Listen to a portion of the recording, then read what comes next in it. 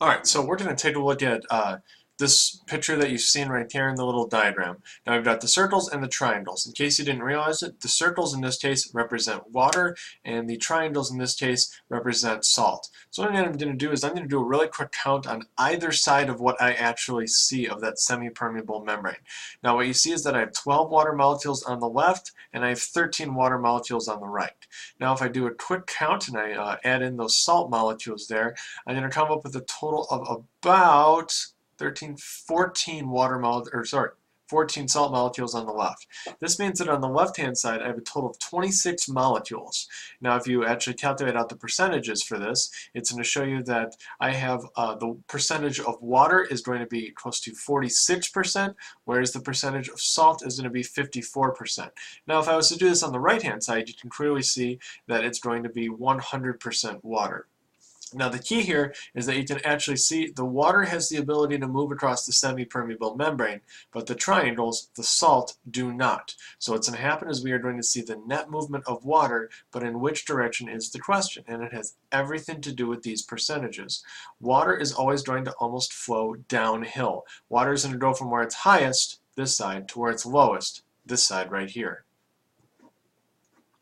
So what we should see is we should see a net movement of water, a net movement of the circles from the right side to the left side. So circles will move to the left, the triangles cannot move because the membrane is impermeable to them.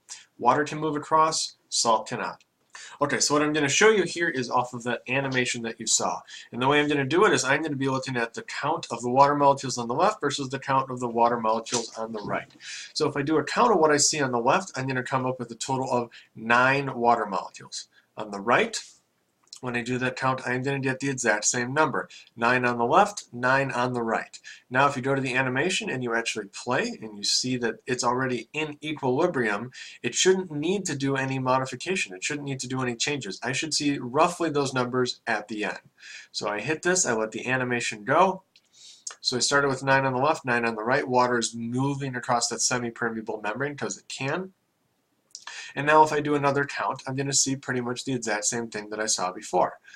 I'm going to have 1, 2, 3, 4, 5, 6, 7, 8, and we'll call that 1 on the that there 9 on the left. And on the right hand side, I'm going to see 1, 2, 3, 4, 5, 6, 7, 8, 9 as well. So in this case here, 9 on the left, 9 on the right, still in equilibrium. Nothing here has actually changed until I add salt. And I'm going to be adding salt only to one side. And remember that semi-permeable membrane means things cannot actually cross it. It can't go to the other side. So let's do a count again. On the left, I have 1, 2, 3, 4, 5, only 6. And on the right, I have 1, 2, 3, 4, 5, 6. Now you're probably wondering, why didn't I count these ones here? Well, those are no longer free water molecules. Those ones are actually bound up to the sodium and the chlorine. So those positive and negative charges fits perfectly with the positive and negative charges that you'll see on a water molecule there. So those water molecules are no longer free. They are bound up. They no longer can diffuse across. But if I was to do a count of just the free water molecules, I get 6 on the left, 6 on the right. Even though it doesn't look it, these are actually in equilibrium. 6 free water molecules on the left, 6 free water molecules on the right. Okay, knowing what you know now, this picture should make a little bit of sense. Here I have a beaker, I have a semi-permeable membrane. The pink or the orangish represents the liquid that can go across. The purple represents the things that can't, the salt or whatever. Now, if you give this a little bit of time, that water level on the right is actually going to rise and it's going to drop on the left.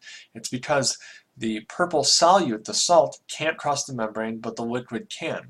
Now the interesting part is, if you look at the concentration of molecules right here versus right here, it's about the same. Remember, it wanted to reach equilibrium. Now it actually is in equilibrium. There's just a few on this side, and there's plenty over there, but they're about the same in terms of concentration. Look how closely packed they are over here, and not at all over here.